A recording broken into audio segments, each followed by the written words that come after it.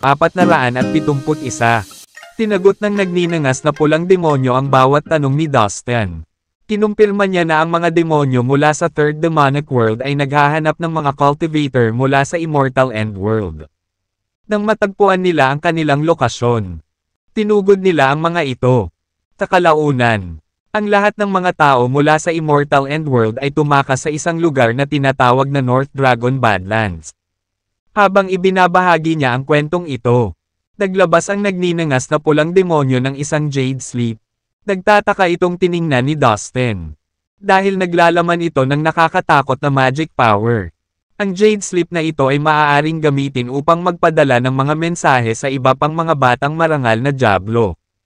Gayunpaman, ang mga marangal na Diablo lamang ang may access sa mga ito. Ang mga demonyong mababa ang ranggo ay ipinagbabawal na magmay-ari o magdala ng ganitong uri ng Jade Sleep. Napangiti si Dustin sa kasiyahan. Habang pinag-aaralan niya ang Jade Sleep, nang makontento ay iniligpit niya ito ng mabuti. Ito ay magiging mas madali para sa kanya na mahanap ang iba pang mga Devil Nobles. Sumunod, nawala ng malay si Dustin sa nagninangas na pulang demonyo gamit ang kanyang palad. Tinatakan din niya ang kanyang cultivation base at inilipat siya sa kanyang slave tower.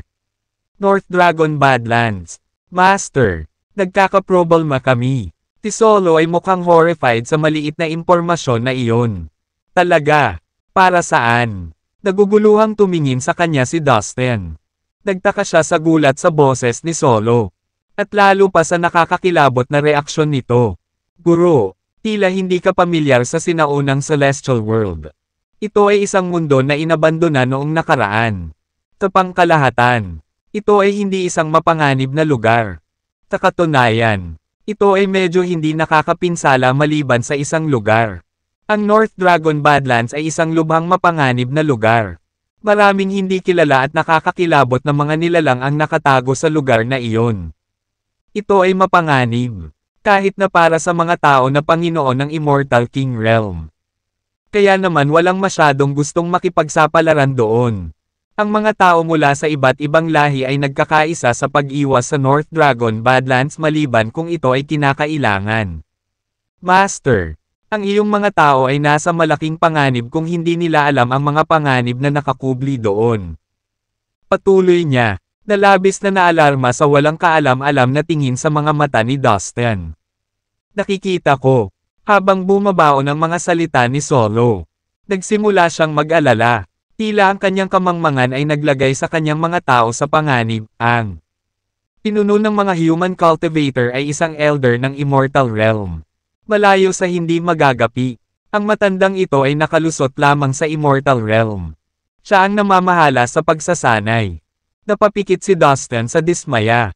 Habang iniisip ang bawat kahinaan ng mga cultivator ng Immortal End World. Ang nakakaaliw lang kay Dustin ay nag-utos si Kevin ng barkong pandigma para protektahan sila. Ang barkong pandigma ay hindi magagapi kapwa sa offensiba at depensibong mga larangan. Kahit na ang isang cultivator ng Immortal King Realm ay walang kapantay para dito. Hulaan ni Dustin na dahil sa barkong pandigma na ito kaya nakaligtas ang mga magsasaka hanggang ngayon. Kung hindi, napatay na sila ng mga demonyo mula sa Third Demonic World. Let's go! Dalhin mo ako sa North Dragon Badlands. Ngayon din, biglang sabi ni Dustin kay Solo. Masyado na siyang nababalisa, lalo na nang maisip niya si Caroline. Na walang kamalay-malay sa mga panganib na kinaroroonan niya. Tumalon sila sa barkong pandigma at tumulak na parang hinahabol ng 1,000 demonyo ang kanilang mga buntot. Sa daan, natagpuan ni Dustin ang 12-dosenang higit pang mga sundalo ng demonyo. Natural. Pinatay niya silang lahat bago pa sila makapagdulot ng anumang gulo. Higit pa riyan, nahuli na rin niya ang 1 dosenang batang maharlikang Diablo. Ang isa sa kanila ay supling ng isang dakilang pinuno. Siya ay binantayan at pinuprotektahan ng isang Diablo ng 6th Evil Energy Realm at isang Diablo ng 7th Evil Energy Realm. Madali silang napatay ni Dustin. Ang kombinasyon ng demonyong avatar ni Dustin at ang God-killing puppet ay nakatulong sa kanya na maalis ang mga masters ng Immortal King Realm. Lima sa mga batang Diablo dito sa Ancient Celestial World ay mga supling ng Grand Leader. At nahuli ni Dustin ang dalawa sa kanila. Gayunpaman, tasandaling ang isa sa kanila ay nahuli ni Dustin. Isang maliit na Jade Pendant ang sumabog sa kanyang Soul Sea. Ang sirang Jade Pendant ay nagpadala ng mensahe sa Grand Leader na nakatira sa isang marangya. Kahit madilim, na palasyo sa Third Demonic World na libo-libong milya ang layo. Damn it, may problema ang apo ko. Humihingi siya ng tulong sa akin. Isang galit na ungol ang sumabog sa paligid ng silid. Tingnan natin kung anong klaseng nilalang ang nang-ahas na hawakan ang apo ko. Ilang sandali pa, lumabas sa palasyo ang isang ordinaryong matangkad na demonyo. Tasandaling ipinakita niya ang kanyang sarili sa labas ng palasyo. Ang kanyang mga tao ay nagkagulo. Ang mga tanong at komento ay lumabas ng hindi hinihingi. Ano? Bakit ginagamit ng ating Grand Leader ang kanyang avatar? How could anybody disturb his peace and anger him so much? Ang mga demonyong pinuno ay sumugod sa palasyo ng mabilis hanggat maaari. Tila ay nasa gulat, desperado na malaman kung ano ang nangyayari. Ilang sandali pa, kaharap ng napakalaking madilim na palasyo. Hindi mabilang na mga mandirigmang demonyo ang dumating. Lahat sila ay lumuhod bilang paggalang sa kanilang pinuno. Bawat isa sa kanila ay nagbuga ng malakas na magic wave. Biglang umikot ang isang malakas na magic hurricane. At lumakas ang hangin. Nagbago ang kulay ng mundo dahil sa mga debris na nagkalat sa hangin. Blessed Finn, isama mo ang iyong mga tao at pumunta sa Ancient Celestial World kasama ko. Ang iba sa inyo ay maaaring maghiwa-hiwalay. Maghintay lamang ng karagdagang utos. Lumabas ng palasyo ang Grand Leader na may matinding pagsimangot sa mukha. Tinulyapan niya ang kanyang mga tao nang walang pakialam. Habang nakaluhod sila sa kanyang harapan. Guro, isipin na tapos na. Ang nagsasalita ay isang matangkad na demonyo. Na may malalim na asul na balat at isang ulo na parang lobo. Tuwang-tuwa siyang lumabas sa karamihan. Walang alinlangang sabik na maglingkod sa kanilang pinuno. Kung tutuusin, isang malaking karangalan ang pagsilbihan ang dakilang pinuno at gawin ang kanyang mga gawain. Lahat ng iba pang mga demonyo ay tumingin sa kanya na may inggit. Samantala, sa Ancient Celestial World, mahigit kalahating araw nang lumilipad ang barkong Pandigma. Pumasok ito sa isang malawak at tila walang katapusang lugar. Master, nakapasok na tayo sa teritoryo ng North Dragon Badlands. Napakadelikado dito. Mag-ingat. Nagbabala si Solo habang maingat na tumingin sa paligid. Natatakot na baka lundagan sila ng mga hayop anumang oras. Huwag kang mag-alala. Tinubukan ni Dustin ang lahat para pakalmayan si Solo. Ang katahimikan ng boses niya ang nagpabalik sa katinoan ni Solo. Naalala niyang hindi ordinaryong magsasaka ang kanyang amo at gumaan agad ang pakiramdam niya. Palalim ng palalim ang barkong Pandigma sa loob ng mga Badlands. Ito ay isang walang hangganang mundo na naglalabas ng sinaunang at primitive na aura. Isang kaitikot-takot na pakiramdam ang bumalot sa pakiramdam ng sinumang naglakbay dito. May mga sinaunang puno na nakatayong matangkad. Marahil 1,000 metro ang taas. Ang kanilang mga sanga at dahon ay nakasabit sa ibabaw ng lupa. Tulad ng mga bisig na maaaring humawak at pumipiga sa buhay ng walang pag-aalinlangan ng mga manlalakbay. Siguradong milyon-milyong taon na sila doon. Hula ni Dustin. Naisip niya na ang lahat ay masyadong luma at primitive sa lugar na iyon. Ang mga ibon ay lumilipad sa kalangitan na pawang may matingkad na balahibo. Hindi alam ni Dustin kung anong species sila. Ngunit puno sila ng sigla at bango noong sinaunang panahon. Ang kanilang mga mata ay puno ng apoy at kulog. Tatapat nila ay isang mapayapang tanawin. Isang higanting hayop ang umiinom ng tubig sa tabi ng isang lawa. Bang! Bang! Bang! Naging tense sila dahil sa malalakas na kalabog. Natigilan sila sa gulat nang makita nila ang isang higanting elepante. Ito ay lumabas mula sa likod ng isang 10,000 metrong taas na batong bundok. Ang pagtapak nito ay naging sanhi ng panginginig ng lupa at pagyanig hanggang sa kaibuturan nito. Itinaas nito ang ulo at tumingin sa barkong Pandigma, na napakabilis na humaharurot, nang mapansin ito ng Gain Elephant. Nagpakawala ito ng agresibong dagandong at nagpaputok ng isang sinag ng liwanag na kayang tumunaw ng ginto at makabasag ng mga bato. Hinabol nito ang barkong pandigma. Isang banta sa teritoryo nito. Napakalaking elepante. Ano ang dapat nating gawin sa kakaibang elepante na ito? Master. Sa barkong pandigma. Nanlaki ang mga mata ni Solo sa takot. Nanginginig ang kanyang katawan na parang lupa sa ilalim nila. Tama ka. Ang lugar na ito ay talagang kapansin-pansin at mapanganib. Kahit ang higanteng elepanteng ito nakakakilala pa lang natin ay may kapangyarihang katumbas ng isang master sa Immortal King Realm. Kumunat ang noo ni Dustin sa kanyang sarili. Malalim ang iniisip. Gumawa siya ng ilang mga spell para patakbuhin ang barkong pandigma para mas mabilis itong makakilos. Sa kanyang mga spell, ang barkong pandigma ay biglang bumilis at naglaho sa manipis na hangin. Hinabol sila ng mga alulong ng higanteng elepante. Nang ito ay mapagod, nagpakawala ito ng galit na galit ngunit huminto sa pagtakbo sa kanila. Sa halip, bumalik ito sa lawa. Ang barkong pandigma ay tumungo ng mas malalim sa North Dragon Badlands. Sa daan, sina Dustin at Solo ay nakatagpo ng maraming kakaiba at makapangyarihang mga nilalang. Kahit na ang isang master ng Immortal King Realm ay maaaring mamatay sa pakikipaglaban sa isa sa mga nilalang na ito. Kaya sinubukan ni Dustin na iwasan sila hanggat maaari. Kakabutihang palad. Ang barkong pandigma ay sapat na mabilis upang makatakas sa karamihan ng mga nilalang.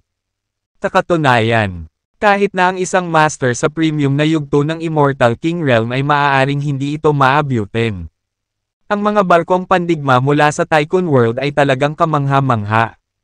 Hindi lamang sila makakaatake at makakapagtanggol. Ngunit maaari rin silang maglakbay ng mabilis. Pahayag ni Dustin. Natutuwa sa kung gaano kalayo ang kanilang paglalakbay. Master, napakabilis talaga ng barkong pandigma na ito. Umalangaw-ngaw ang papuri ni Solo, na nakatayo sa tabi ni Dustin. Biglang may napansin si Dustin. May nangyayari ba? Pagtataka niya habang nakatingin sa harapan. Ilang kakaibang halimaw ang unti-unting nakita. Nakatayo sa mahigit 10 metro ang taas. Para silang mga higanti. Ngunit wala silang suot na damit at maskulado ang balat na tanso. Mayroon silang mga ulo ng mga buwaya na may dalawang hanay ng matatalas na ngipin sa kanilang mga bibig. Ang bawat isa sa kanila ay may mahabang buntot na may makapal na hiyubog na mga tinek. Nang iwagayway nila ang kanilang mga buntot, sumabog ang hangin sa kanilang paligid. Nakatitig sa barkong pandigma, nagpakawala sila ng mahinang malungkot na ungol. Ang kanilang mga mata ay napuno ng uhaw sa dugo, na nagpapakita ng kanilang likas na karahasan at kalupitan. Mas mabuting iwasan natin sila. Ang pinakamahalagang bagay ay mailigtas ang mga tao. Hindi tayo maaaring mag-aksaya ng oras dito, sabi ni Dustin. Pagkatapos, inutusan niya ang barkong pandigma na baguhin ang ruta nito. Sinusubukang malampasan ang mga halimaw na iyon. Nang mapansin ang pagbabago ng direksyon ng barkong pandigma, galit na galit ang mga halimaw. Ay, shit, mukhang tumawag sila ng backup. Medyo nagulat si Dustin. Sa isang kisap mata, ang malalakas na halimaw ay lumitaw sa bawat direksyon at sumugod patungo sa barkong pandigma. Ang mga hayop na ito ay napakabilis. Tumakbo sila at tumalon sa hangin sa bilis ng kidlat. Mukha silang mabangis, at umaagos ang mabahong likido sa kanilang mga bibig. Hindi mapigilan ni Dustin na sumimangot. Ang mga halimaw na ito ay tila walang katalinuhan. Likas na nila ang pumatay. Dahil gusto mong mamatay, pagbibigyan kita ng hiling mo. Mumuso si Dustin. Swish, swish, swish. 5 sinag ng sword aura ang nagbagong anyo sa 5 dragon na may iba't ibang kulay at sinisingil sa mga hayop. Sa susunod na sandali, ang mga hayop ay ibinalik sa malayo. Casual na sinulyapan ni Dustin ang mga halimaw upang masigurado na patay na ang mga ito. Ngunit napatigil siya sa kanyang nakita sa gulat. Bagamat may malalalim na sugat sa katawan ng mga halimaw at umaagos ang dugo mula sa kanila. Buhay pa rin sila. Ang mas ikinagulat ni Dustin ay mabilis na naghihilom ang mga sugat sa kanilang katawan. Sa isang kisap mata, lahat ng sugat ay nawala. Nakabawi na ang mga halimaw na parang walang nangyari. Hindi pwede. Ang mga halimaw na ito ay may napakalakas na kapangyarihan sa pagpapanumbalik. Nagulat si Dustin. Gamit ang 5 Elements Dominant Swordsmanship, maaari kong ilabas ang mga cultivator na nasa paunang yugto ng Immortal King Realm at malubhang saktan ang mga cultivator na nasa medium stage ng Immortal King Realm. Ngunit ang mga hayop na ito ay bahagyang nasugatan. At sila ay nakabawi sa napakaikling panahon. Anong lahi sila nabibilang? Mayroon silang kamangha-manghang mga kakayahan sa pagpapagaling. Sa mga tuntunin ng defensive at healing powers. Mas mahusay lang ako ng kaunti kaysa sa kanila dahil nakuha ko ang Supreme Holy Body. Naalala ni Dustin. Habang siya ay naliligaw sa kanyang pag-iisip. Isang nakakatakot na bilang ng mga halimaw ang umungol at nagkukumpulan patungo sa barko. Tila wala silang balak umalis hanggat hindi nila pinunit ang kanilang biktima. Si Solo, na nakatayo sa tabi ni Dustin, ay natakot kaya ang kanyang mga binti ay naging halaya at siya ay halos bumagsak sa lupa. Gumawa ng ilang kilos si Dustin at ipinadala ang kanyang vital energy patungo sa pinuno ng barkong pandigma. Sa isang iglap, 10 malalaking kristal na kanyon ang bumaril mula sa barkong pandigma. Bang! Bang! Bang! Ang mga puting haligi ng enerhiya ay bumungad sa mga halimaw. Dinurog ang ilan sa kanilang mga katawan hanggang sa maging pulbos at pinatay sila sa lugar. Bang! Bang! Bang! Ang natitirang mga halimaw ay nakaligtas sa pag-ikot ng mga kanyon. Ngunit sila ay napaatras at ang kanilang mga balat ay napunit. Malinaw. Ang ilan sa mga hayop ay medyo mas malakas kaysa sa iba. Sa isang iglap, naalis na ng putok ang daan para kay Dustin.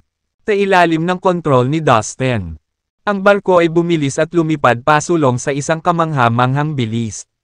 Ayaw na ni Dustin na manatili dito at makipaglaban pa sa mga halimaw na ito. Wala siyang interes na patayin sila. Sa sandaling umalis siya, marahas na yumanig ang kalawakan. Bang! Isang malaking halimaw ang lumitaw sa lugar kung saan kakapasok lang ni Dustin. Ito ay 12-dosenang beses na mas malaki kaysa sa mga nasugatan. Nababahala ang mukha nito. Ibinaling nito ang tingin sa direksyon kung saan kakaalis lang ni Dustin. Napakaraming nanghihimasok ang pumasok dito nitong mga nakaraang araw. Pupunta ba sila para tulungan ang mga lalaki sa sinaunang nayon? Hindi natin sila papayagang pumunta doon. Nakatadhana tayong panatilihin ang mga lalaking iyon sa sinaunang nayon magpakailanman. Dapat mamatay ang mga tagalabas. Sabi ng napakalaking halimaw. Hindi tulad ng ibang mga halimaw. Nakakapagsalita siya ng wika ng tao. Kahit na hindi siya masyadong matatas dito. Gayunpaman, tila nagkaroon siya ng katalinuhan. Ibinalik niya ang kanyang ulo at nagpakawala ng malakas na dagandong. Nagpapadala ng mga sound waves sa lahat ng direksyon. Dahil dito, umalangaw-ngaw ang kanyang boses sa buong kalangitan. Pagkaraan ng ilang sandali, napakaraming halimaw mula sa iba't ibang lugar sa North Dragon Badlands ang papunta sa higanteng halimaw. Samantala, daan-daang libong milya ang layo ng barkong pandigma. Ngunit mula rito, narinig ni Dustin ang dagandong ng halimaw. Mukhang may napakalakas na halimaw doon. I guess hindi ako makakasama nito. Mapalad na umalis ako sa lugar na iyon. Naisip ni Dustin na nakahinga ng maluwag. Tapos, may napansin siya sa harap niya. Mukhang may natuklasan. Bulalas niya. Tuwang-tuwa. Isang ulap ng liwanag ang tumaas sa itaas ng kanyang barkong pandigma at naging isa pang barkong pandigma. Namula rin sa tangkla ng Tycoon World. Nakakuha si Dustin ng 3 barkong pandigma mula sa tangklan. Ang isa ay ginagamit niya para sa kanyang sarili at ibinigay niya ang natitirang 2 barko kay Kevin. Ibinigay ni Kevin ang isa sa mga nilalang na nag-explore sa Ancient Celestial World sa pagkakataong ito. Mukhang lumalapit na ako sa kanila, excited na naisip ni Dustin. Pagkatapos, binilisan niya ang takbo ng barkong pandigma. Ilang sandali pa, narinig ni Dustin ang sigaw na nagmumula sa unahan. Kaya inilabas niya ang kanyang espiritual na sentido upang suriin kung ano ang nangyayari.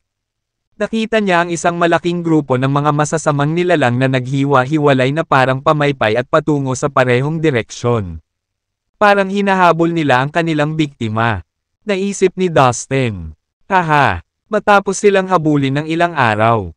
Sa wakas ay naabutan na natin itong mga bastos na ito mula sa Immortal Endworld. Tara, harangan sila sa kabilang direksyon. Magiging masaya ito. Nasa bundok sa unahan. Nakita ko ang barkong pandigma patungo sa direksyon na iyon. Maraming malalaking puting bungo at pangkat ng masasamang nilalang ang sumugod sa malawak na hanay ng bundok. Mayroong maraming mga batang masasamang nilalang sa mga pangkat na ito. Ang mga kabataang masasamang nilalang na ito ay marangal. Matayog sa kanilang mga salita at pag-uugali. Sa kanila, mayroong isang partikular na batang masamang nilalang na pinakakilala at kapansin-pansin. Kahit sinong makakita sa kanya, kahit sa malayo, ay madaling masabi na ang batang masamang nilalang na ito ang may pinakamataas na katayuan sa lipunan sa kanilang lahat. Mayroong dalawang kakilakilabot na matandang masasamang nilalang na nakatayo sa tabi ng batang masamang nilalang na ito. Ang dalawang matandang masasamang nilalang ay makapangyarihang magsasaka sa 8th Evil Energy Realm. Itinuring ni Dustin na ang 8th Evil Energy Realm ay katumbas ng sa mga master sa premium stage ng Immortal King Realm. Ang dalawang masamang nilalang sa 8th Evil Energy Realm ay malapit na sumunod sa likod ng batang masamang nilalang. Ang batang masamang nilalang ay nakasuot ng itim na baluti na may hindi mabilang na mga pattern na nakaukit dito. Isang masamang espiritu ang namumuo dito. Bata pa siya sa itsura. Wala siyang kaliskis at maputi ang balat niya at balingkinitan. Siya ay may isang pares ng nakakatakot na mga pakpak sa kanyang likod at kasing tangkad ng isang tao. Mayroon siyang dalawang sungay na naglalabas ng metal na kinang at ang kanyang mga mata ay mapula ng dugo. Haha, I'll personally slot some of the lower level creatures of the Immortal Endworld para pagbalik ko mamaya. Maipakita ko sa lolo ko.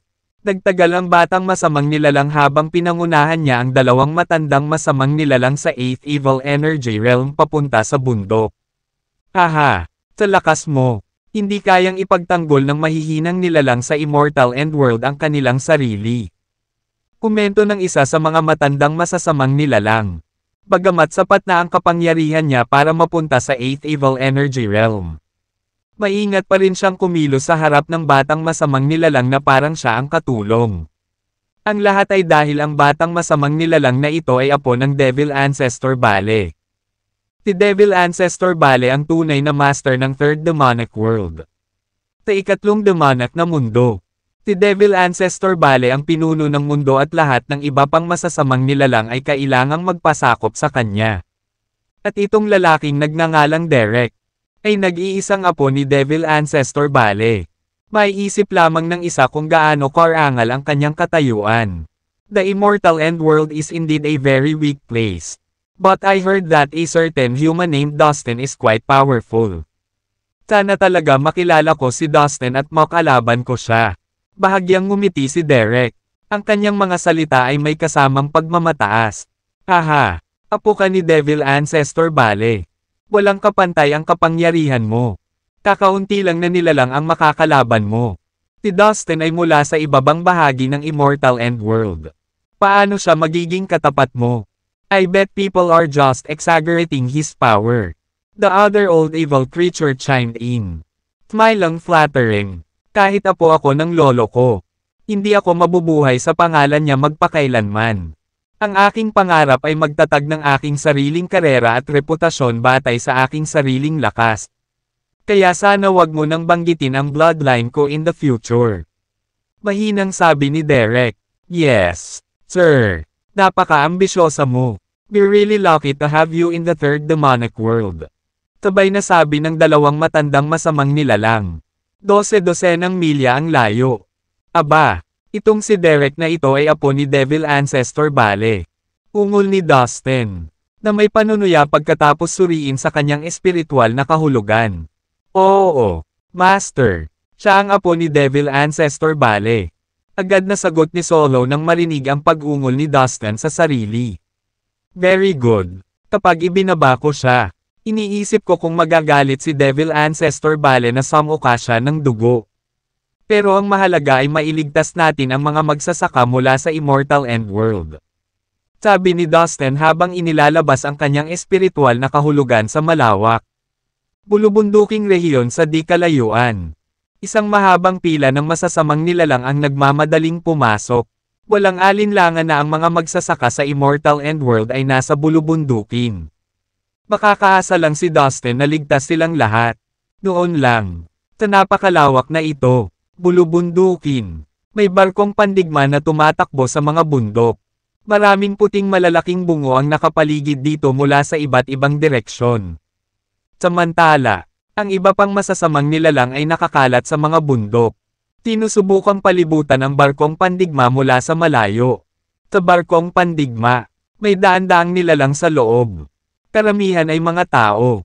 Sila ay mga cultivator mula sa Immortal End World na pumunta sa Ancient Celestial World para sa mga pagsubok.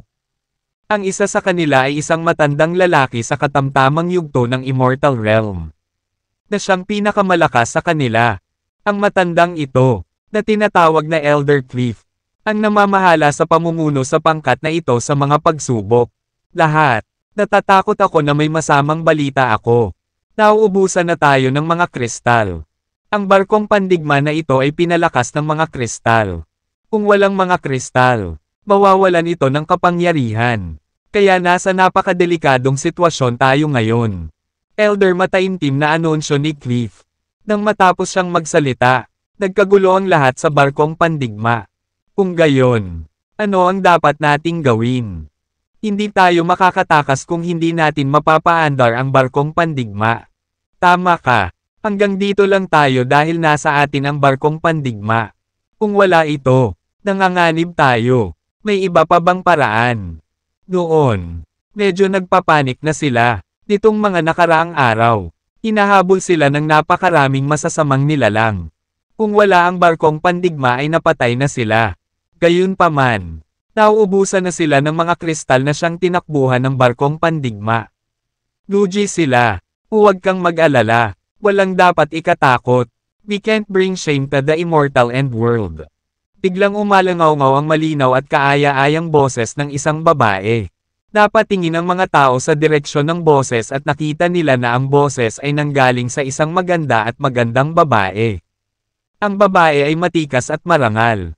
Masasabi ng isa na siya ay sapat na makapangyarihan upang takutin ang mga tao. Siya ito. Siya ang babae ng lalaking iyon. She really is something else.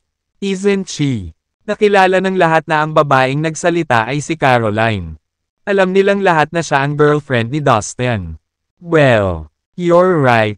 Kapag lumaban tayo sa labanan, kakatawanin natin ang Immortal End World. Let's cheer up. Hindi natin madadala ang kahihiyan sa Immortal End World. Mayabang na sabi ni Elder Cliff habang tinitingnan si Caroline ng may pagsang-ayon. Nagkaroon ng maikling sandali ng pagkataranta ng ang barkong pandigma ay nawalan ng kapangyarihan. Ngunit pagkatapos marinig ang mga salita ni na Caroline at Elder Cliff, lahat ng tao sa barkong pandigma ay unti-unting huminahon. Ang lahat ng mga taong ito ay mga elite mula sa malalaki at maimpluwensyang mga sekta sa Immortal End World. At pareho silang may kakayahan at mapagmataas. Tama, dahil dumating na ang mga bagay-bagay. Umalis na tayo at makipag-away sa mga demonyong iyon. Ang tanging paraan lang nila para madikitan ang ating mga katawan ay kung patay na tayo. Ang mga bastos na iyon ay mga mortal na kaaway natin. Hindi tayo natatakot sa kanila. At walang paraan na humingi tayo ng awa. Subukan natin ang ating makakaya at mamatay sa pakikipaglaban sa kanila. Oo, kahit mamatay tayo. Hindi natin mapapahiya ang pamilya natin at ang mga sekta natin. Ipagmamalaki nila tayo. Isang matatag na ekspresyon ang bumungad sa karamihan ng kanilang mga mukha. Sa oras na ito, si Elder Cliff, na kanina patahimik, ay nagsalita sa wakas. Tigil lahat makinig kayo sa plano ko. Napatigil silang lahat sa pagsasalita at napalingon sa kanya. Ngayon, kaunti na lang ang natitira kong kristal. Ilalagay ko ang lahat ng kristal na ito sa barkong pandigma at susubukan kong buksan ang daan para sa atin upang makaalis tayong lahat dito. Ngunit narito ang huli. Ang mga kristal na ito ay makakaalis lamang paandarin ang barkong pandigma ng ilang sandali. Pagkatapos nito, hihinto na ito sa pagtakbo. Dapat umalis ang lahat sa barkong pandigma sa lalong madaling panahon at tumakas gamit ang sarili mong lakas. Nagpadala na ako ng distress signal sa Immortal Endworld sa pamamagitan ng sistema ng impormasyon ng barkong pandigma na ito dati. Naniniwala ako na inutusan sana ni Elder Kevin ang mga tao na pumunta at iligtas kami kung natanggap niya ang hudyat. Tandaan, ilan ang iyong lakas, tumakas ka rito kung kaya mo. Huwag makipag-away sa mga demonyo kung hindi kinakailangan. Naiintindihan mo ba?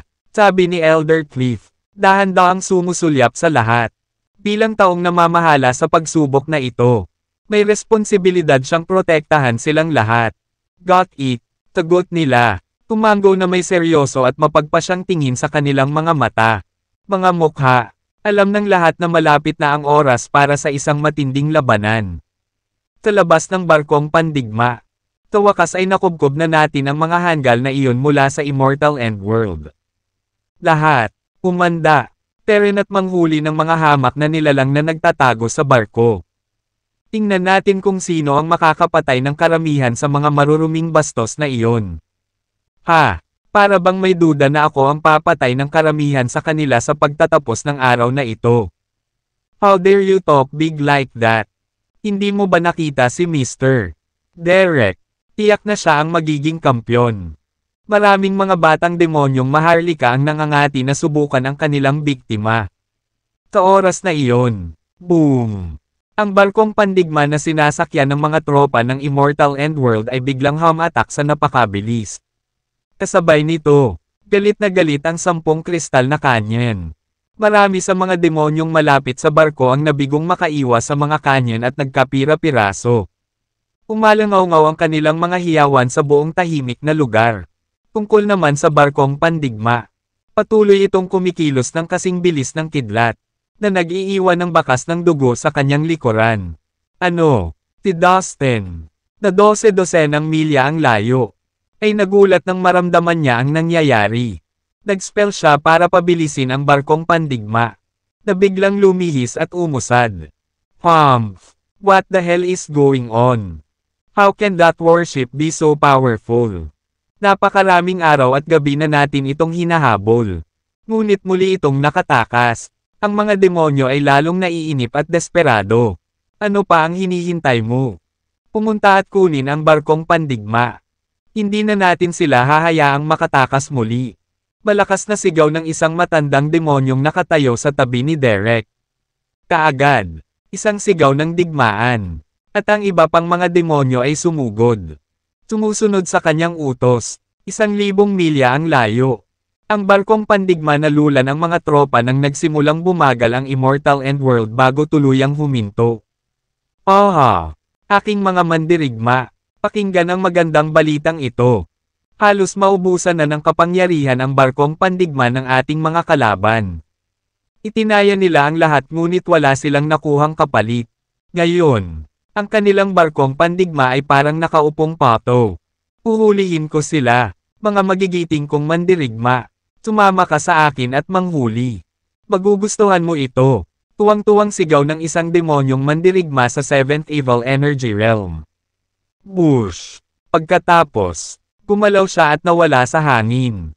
Ang demonyong ito ay kasing lakas ng isang cultivator sa katamtamang yugto ng Immortal King Realm. Kaya ang kanyang napakabilis ng galaw ng katawan.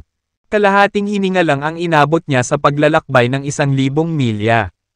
Kasabay nito, sa barkong pandigma, panahon na, kailangan ng lahat na umalis sa barkong pandigma at humanap ng paraan para makaalis dito mag-isa. Nakatali ngayon ang mga kamay ko. Hindi ko kayo matutulungan. Malungkot na sabi ni Elder Cliff, na sumulyap sa kanyang mga tao. Shoop, shoop, shoop. Maraming tao ang sumugod patungo sa labasan ng barkong pandigma. Handang tumakas. Alam nilang lahat na sila ay hahabulin ng maraming demonyo at kailangan nilang harapin ang ilang talagang kakila-kilabot na mga demonyo. Walang sinasabi kung sila ay matagumpay na makakatakas o hindi. Gayunpaman, Karamihan sa kanila ay determinadong mamatay sa pakikipaglaban sa mga demonyong iyon at itaguyod ang reputasyon ng kanilang mga pamilya at mga sekta. Gayunpaman, minamaliit nila ang tindi ng sitwasyong kinalalagyan nila. Nang malapit na nilang sundin ang utos ni Elder Cliff at bumaba. Isang ambon ng napakatinding masamang aura ang lumitaw at bumalot sa lugar na ito. Biglang lumitaw ang isang napakalaking demonyo sa langit. Umalukip-kip siya sa harap ng kanyang dibdib at tumingin sa mga tao ng Immortal Endworld sa mapanuksong paraan. Ang walang katapusang presyon ng kanyang kakilakilabot na kapangyarihang mahika ay bumagsak mula sa langit na parang walang hanggan na ulan. Na nagdulot ng pakiramdam ng mga tao mula sa Immortal Endworld na parang nahulog ang kanilang mga katawan sa isang malagkit na latian kung saan halos hindi sila makagalaw. Ang demonyong ito na biglang lumitaw sa asul ay nasa 7th Evil Energy Realm. Ang kanyang cultivation base ay mas malakas kaysa sa lahat dito mula sa Immortal Endworld. Madali niyang hindi makakilos at takutin ang mga ito sa pamamagitan lamang ng pagpapakawala ng ilan sa kanyang kapangyarihan ng demonyo. Mga mababang nilalang ng Immortal Endworld. Tumigil kayo dyan. Hindi kayo makakatakas sa akin. Lahat kayo ay hahabulin ng aking magigiting na mandirigma. Palagi silang nag-enjoy sa larong pagpatay. At ako rin. Ang demonyo. Ngumisi. Kung gugustuhin niya, maaari niyang patayin ang lahat ng mga taong ito sa isang iglap.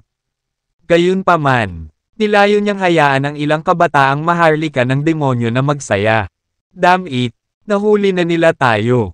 Malungkot na sabi ni Elder Cliff. Lahat ng tao sa barkong pandigma ay tila lumubog sa kawalan ng pag-asa. Napakalakas ng demonyong ito para labanan nila. Dustin, I'll see you in heaven.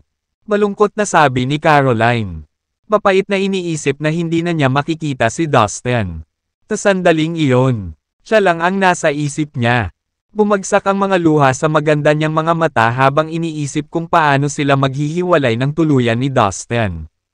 Silly girl. Walang dapat ikatakot. I'm here. Biglang may narinig siyang pamilyar na boses. Lumapit sa kanya ang isang lalaki at pinunasan ang kanyang mga luha gamit ang mainit na kamay. Hindi napigilan ni Caroline na takpan ang kanyang bibig gamit ang kanyang kamay. Nanlaki ang magagandang mata niya sa hindi makapaniwala habang nakatitig sa pamilyar na figure sa harapan niya. Si Dustin iyon. Siyempre. Kahit na daan-daang milya ang layo niya. Nag-teleport siya sa kalawakan upang iligtas ang kanyang babae. Dahil ginamit niya ang kanyang napakatalino na kasanayan sa paggalaw ng katawan. Walang sino man sa lugar ang maaaring maging alerto o sapat na matalino upang makita ang kanyang biglaang hitsura. Sa katunayan, karamihan sa kanila ay hindi man lang namalayan ang kanyang hindi inaasahang hitsura hanggang sa marahan niyang kinausap si Caroline at pinunasan ang mga luha sa mukha nito. Oo, ako ito. Humingi ng tulong si Elder Cliff kay Master Kevin. Kaya heto ako, sabi ni Dustin kay Caroline. Nagulat at tuwang-tuwa si Caroline. Kung hindi lang sila napapaligiran ng napakaraming tao. Susugod na sana siya at hinayla si Dustin para yakapin. Sino ba itong brat na ito? Tanong ng malakas na masamang nilalang na lumulutang sa himpapawid. Siya ang unang nakakita kay Dustin.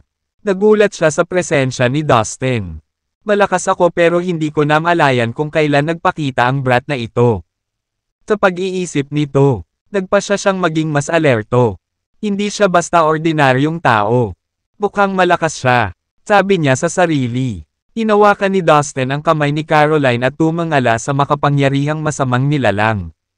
Sa susunod na sandali, dalawang matangkad na figure ang nagpakita sa tabi ng masamang nilalang. Ang isa ay ang God-killing puppet. At ang isa ay ang demonyong avatar ni Dustin. Ikinaway ng God-killing puppet ang malaking itim na espada nito sa masamang nilalang. Ang puppet ay nagbigay ng malakas na vibe at ang liwanag ng espada ay nakasisilaw. Ang demonic avatar ni Dustin ay nag-activate ng World Sealing Tabod Magic at iniuyog ang Diabolic Killing Needle patungo sa masamang nilalang.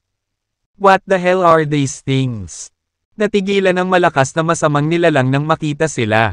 Maaaring talunin ng God-killing puppet ang karamihan sa mga cultivator na nasa medium stage ng Immortal King Realm.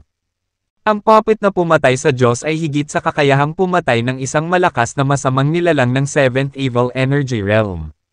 Bukod dito, ang demonic avatar ni Dustin ay maaaring makapagpabagal sa sinumang master ng Immortal King Realm gamit ang World Silang Tabud Magic.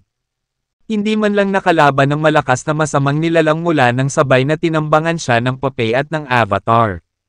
Sa isang iglap, tumabog ang matangkad na masamang nilalang at naging ambon ng dugo. Tinipsip ng Diabolic Killing Needle ang lahat ng dugo at buto ng masamang nilalang. Hindi ako makapaniwala na ang isang malakas na masamang nilalang bilang siya ay matatalo ng ganoon lang. Ang lahat ng mga nilalang ng Immortal End World ay natulala habang pinapanood ang mga pangyayari. Okay, everyone. I'm here to help. Nakangiting sabi ni Dustin habang nakatingin sa lahat ng nakapaligid sa kanya, karamihan ay mga tao sa Immortal End World. Dustin. Si Elder Cliff ang unang nakabawi mula sa pagkabigla. Tuwang-tuwa siyang tumitig kay Dustin. Alam niya na bagamat bata pa si Dustin, kamangha-mangha siyang makapangyarihan. 1/3. Kinilala rin ng iba pang mga tao sa Immortal End World si Dustin. Great! Darating si Dustin para iligtas tayo. Nagulat silang lahat. Dahil doon, dinala silang lahat ni Dustin sa Slave Tower maliban kay Caroline. Walang sapat na malakas na tumulong sa kanya kaya kailangan niyang gawin ang lahat ng mag-isa. Kakabutihang palad, si Caroline ay medyo mas malakas kaysa sa karamihan. Nagde-date sila kung tutuusin kaya hinayaan siya ni Dustin na manatili. Tere na at sabay-sabay tayong manghuli ng mga masasamang nilalang na ito. Sabi ni Dustin sabay hawak sa kamay ni Caroline. Maganda ang mood niya dahil matagumpay niyang nailigtas ang mga nilalang ng Immortal End World. I'd love to, as long as you don't mind my company. Natatakot ako na baka pigilan kita. Tumanggo si Caroline bilang pagsang-ayon. Ngumiti sa kanya. Wala na siyang ibang gustong ipaglaban sa tabi ng mahal niya.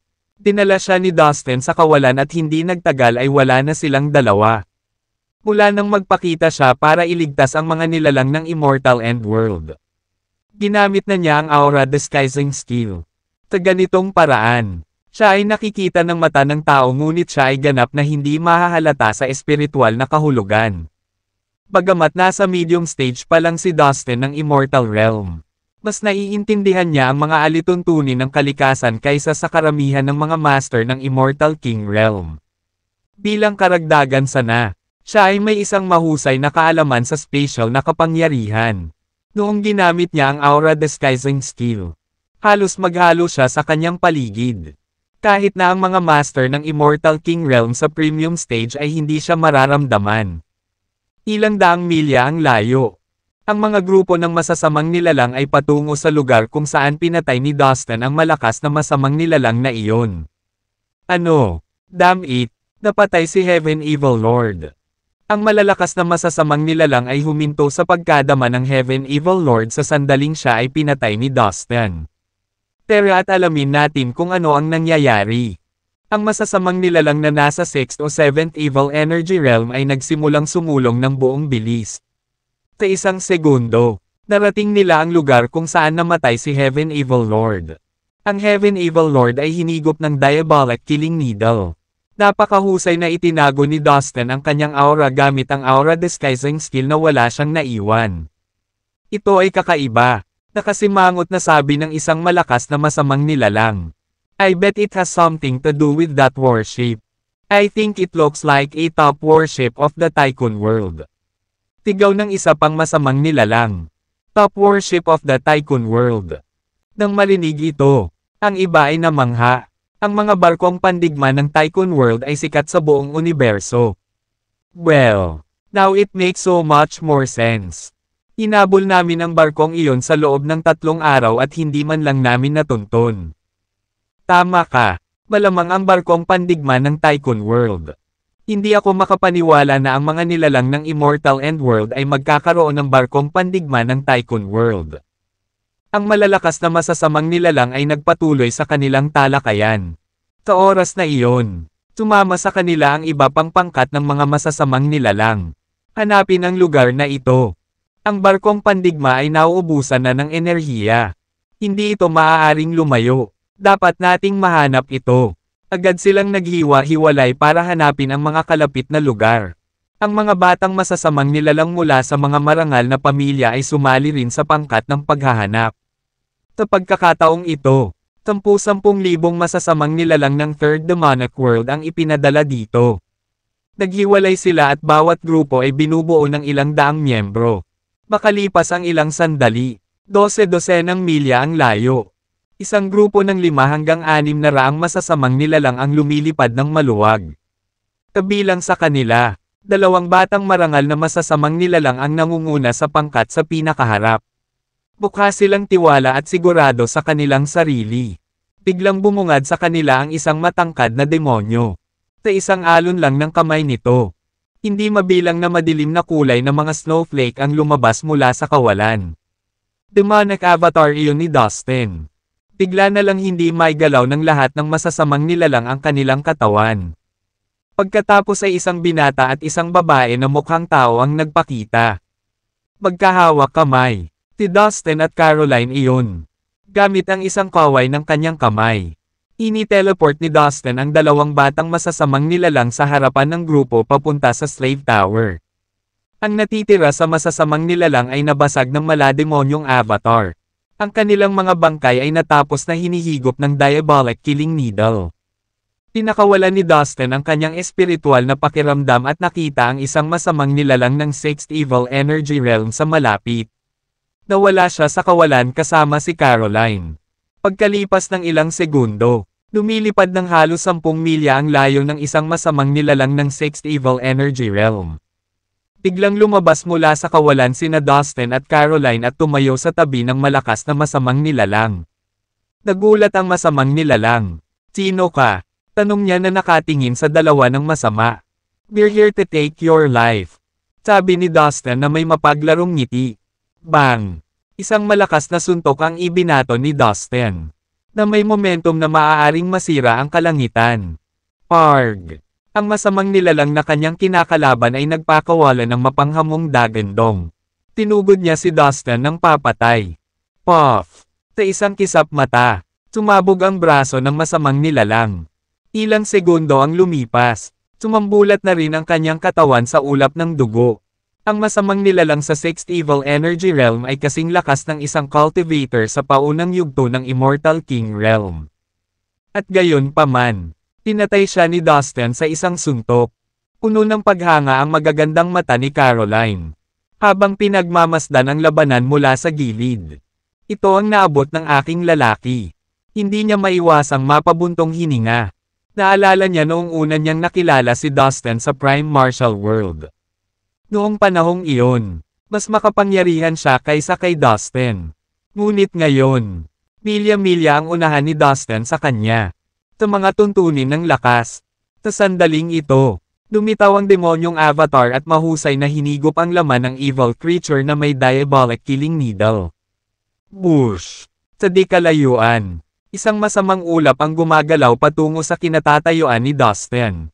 Nararamdaman nila na isa itong makapangyarihang masamang nilalang sa 7th Evil Energy Realm. Sa pagkakataong ito, ang Third Demonic World ay nagpadala ng 5 masasamang nilalang sa 7th Evil Energy Realm. Nagpadala rin sila ng 8 nilalang sa 6th Evil Energy Realm. At 2 sa 8th Evil Energy Realm. Mayroong 15 master sa kabuuan. Isa talaga itong makapangyarihang grupo ng masasamang nilalang. Iyon ay higit sa lahat dahil maraming marangal na kabataang masasamang nilalang ang pumunta sa sinaunang Celestial World para sa mga pagsubok. Sa partikular, 5 sa kanila ay mga inapo ng mga dakilang pinuno. Isa sa kanila ay apo pa nga ni Devil Ancestor Bale na si Derek. Ang 15 masasamang amo ay inutusang protektahan ang mga batang masasamang nilalang na ito. Haha! Nagangat ng ulo si Dustin at tumingin sa madilim na ulap ng demonyong paparating. Isang panunuya ang bumungad sa kanyang mukha. Pagkatapos, umakbang siya sa kawalan sa tabi niya kasama si Caroline at nawala. Ano? Akala ko may narinig akong ingay. Isang masamang nilalang ang dumating sa kinatatayuan kanina ni Dustin. Baka sa mukha nito ang pagtataka habang inililibot ang tingin sa paligid. Bush! Dalawang matangkad na figure ang biglang sumulpot sa tabi ng masamang nilalang. Mabigat na nagmumula sa dalawa ang hangarin sa pagpatay. Tila ang puppet na pumatay sa Diyos at ang avatar ng demonyo. Boom! Isang matinding labanan ang sumiklab. Gayunpaman, wala pang 3 galaw. Napatay ang masamang nilalang na nasa 7th Evil Energy Realm. Ang kanyang katawan ay walang awang hinigop ng Diabolic Killing Needle. Pagkatapos, nagpatuloy sina Dustin at Caroline sa paglalakbay sa kalawakan. Lumitaw sila at nawala sa kanilang kalooban. Habang nilakbay nila ang malawak na lugar sa isang kamangha-manghang bilis. Kapag kaharap ang mahihinang masasamang nilalang, ang demonyong avatar ay maaaring gumamit ng bawal na salamangka para selyuhan silang lahat at pagkatapos ay durugin sila hanggang mamatay. Ano man ang laki ng mga grupo ng mga masasamang nilalang. Maging sila ay 100 o 1,000 o higit pa. Lahat sila ay walang kapantay para sa demonyong avatar. Ang Diabolic Killing Needle ay isa sa 3 pinakamakapangyarihang banal na sandata sa Evil Abyss World. Ang tunay na kapangyarihan nito ay nakakatuwang pagmasdan. Dahil ang demonyong avatar ay pinino ang Diabolic Killing Needle. Ito ay bumuti ng malaki. Kahit na ang avatar ay nasa Evil Abyss World. Ito ay magiging isa sa mga pinakadakilang Evil Masters. Ang mahihinang masasamang nilalang na ito ay hindi nakaligtas sa pakikipaglaban dito. Pagkaraan ng ilang sandali, patuloy na pangangaso ni Dustin. Paunti-unti na rin ang masasamang nilalang sa lugar na iyon. Umabot na sa 20 ang bilang ng mga kabataang maharlikang masasamang nilalang sa kamay ni Dustin. 5 inapo ng Grand Leaders. 4 ang nahuli na ni Dustin. Gayun din. 5 sa mga masasamang nilalang sa 6th Evil Energy Realm at 3 sa 7th Evil Energy Realm ay namatay sa mga kamay ni Dustin. Ito ay kalahati sa kanila. Anong nangyayari? Pinapatay ang mga tao natin. Ang iba pang masasamang nilalang ay sa wakas na tanto na may mali. Tila ay itinapon sa kaguluhan. Ngunit walang sino man ang may anumang tunay na ideya kung ano ang nangyayari. Dahil sobrang bilis ni Dustin. Kasama ng kanyang aura disguising skill at space teleportation.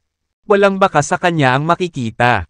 Hindi nila masubaybayan ang posisyon ni Dustin.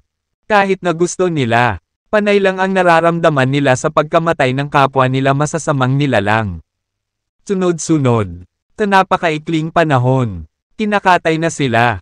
Ang isa pang dahilan ng kaguluhan ay ang nawawalang maharlikang kabataang masasamang nilalang. Parg. What the hell is going on? Is the worship of the Tycoon world behind all this? Itingal ng mga Panginoon ng Diablo. Habang ginagamit nila ng husto ang kanilang kakayahan sa paggalaw ng katawan. Desperado silang hinanap kung saan-saan ang nawawalang mga batang nilalang. Natakot sila at nagalit. Isang mahinang lamig ang bumangon sa kanilang mga puso. Nahaharap sa kanilang kawalan ng kakayahan laban sa hindi kilalang kaaway na ito. Ang buong bagay ay kakaiba. Parang may hindi nakikitang halimaw na kumikitil ng buhay ng mga masasamang nilalang sa lugar. Mr. Derek, naging masama ang lahat. Kalahati ng ating tropa ay napatay sa napakaikling panahon. Ulat ng isang matandang masamang nilalang sa tabi ni Derek. Ano? Sino ang gumawa nito? Ginawa ba ito ng mga hamak na nilalang mula sa Immortal End World? Kalmado lang si Derek. Kahit na nagpanik ang iba sa paligid niya. Gayunpaman, nang marinig niya ang sinabi ng matandang masamang nilalang. Natigilan siya. Imposible iyon. Bagamat makapangyarihan ang barkong pandigma na iyon. Hindi naman ito makakapatay ng napakarami nating mga tao nang hindi napapansin. With your permission sir, I'll have to go and check. Sabi ng matandang masamang nilalang kay Derek. Well, find me the murderer and dock him to pieces. Ipapaalam ko sa kanya na ang third demonic world ay hindi magugulo. Sabi ni Derek na nagngangalit ang mga ngipin. Hindi na nag-aksaya pa ng oras. Mabilis na lumipad palayo ang matandang masamang nilalang. Isang cultivator sa 8th Evil Energy Realm ay darating. 12-dosenang milya ang layo. Pinatay ni Dustin ang isang masamang nilalang sa 6th Evil Energy Realm. Napatingin siya sa malayo nang maramdaman niyang may paparating. Caroline, pasok ka muna sa Slave Tower. Mukhang mag-aaway ang dalawang makapangyarihang evil creature sa 8th Evil Energy Realm. Mahihirapan itong harapin ang dalawang ito. Kailangan kong mag-focus ngayon. Bulong ni Dustin kay Caroline. Hindi siya natatakot sa mga masasamang nilalang na nasa o mas mababa sa 7th Evil Energy Realm. Gayunpaman, naging maingat si Dustin dahil sila ay makapangyarihang masasamang nilalang sa 8th Evil Energy Realm. Pagkatapos ng lahat, ang isang masamang nilalang sa 8th Evil Energy Realm ay katumbas ng isang cultivator sa premium stage ng Immortal King Realm ng sangkatauhan. Bukod dito, ang dalawang masamang nilalang sa 8th Evil Energy Realm ay nabuhay ng mahabang panahon. Marahil ay mayroon silang maraming karanasan sa kanilang panig. Ang gayong makapangyarihang masasamang nilalang ay may nakakatakot na kapangyarihan sa pakikipaglaban. Sige, mag-ingat ka. Kung hindi mo siya matatalo, pwede kang tumakbo palagi. Babala ni Caroline kay Dustin. Tumango si Dustin at ini-teleport siya sa Slave Tower. Pagkatapos, ginamit ni Dustin ang space teleportation at nawala. Whoosh! Nang mawala si Dustin, lumitaw ang matandang masamang nilalang. Napatingin siya sa direksyon kung saan nawala si Dustin. Baka sa mukha niya ang pagtataka. May amoy ng tao dito. At pinatay niya ang isang master ng demonic world. Paano siya nawala ng ganoon kabilis? Naghahalusinate ba ako? Tila napakatindi ng pangunawa ng matandang masamang nilalang.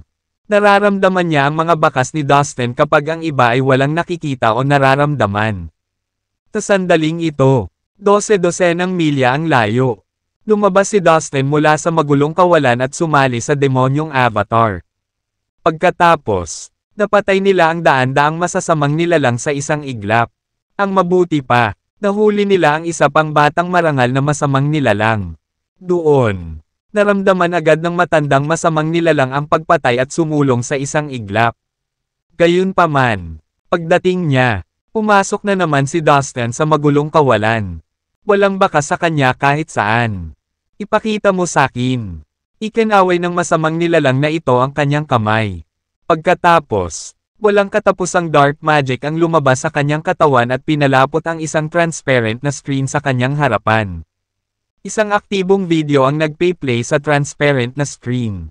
Nagpakita ito ng isang maitim na bakal na bar. Nakasing kapal ng bundok. Bigla itong nahulog mula sa langit at durog-durog ang daan-daang masasamang nilalang.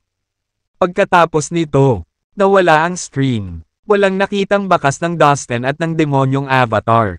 Ito ay dahil ginamit ni Dustin ang aura disguising skill para pagtakpan ang mga bakas niya at ng demonyong avatar.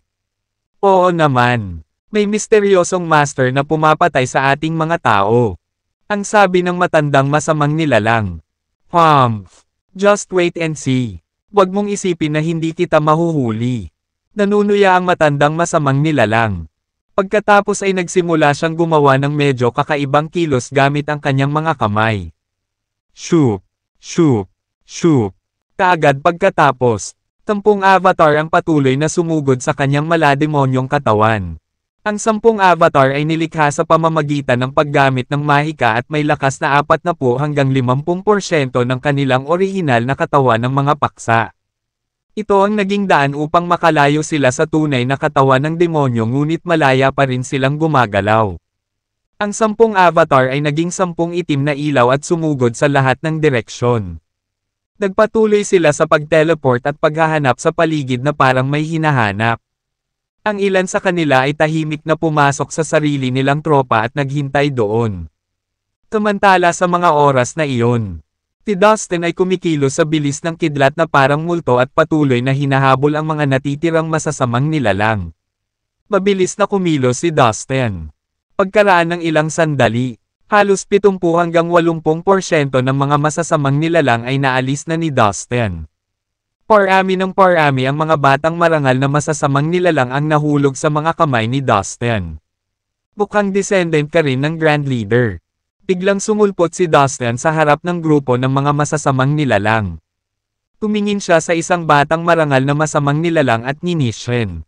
Bang! Iniunat ni Dustin ang kanang kamay sa bilis ng kidlat at sa isang kisap mata ay sinubukang hulihin ang batang masamang nilalang. Takot na takot ang batang masamang nilalang. Natigilan siya at hindi makalayo sa biglaang pag-atake ni Dustin. Baliw ka talaga. Huwag kang masyadong mayabang. Biglang lumitaw ang isang matandang masamang nilalang mula sa karamihan at iniunat ang isang malaking palad upang harangan si Dustin. Bang! Nang magbanggaan ang kanilang mga palad. Ang marahas na shockwave ng enerhiya ay dumaan sa lahat ng direksyon. Nalumikha ng kaguluhan na parang tsunami. Ito ay kawili-wili. Ito ay isang avatar lamang na hamarang sa aking pag-atake. Tumingin si Dustin sa umatake at agad na naintindihan.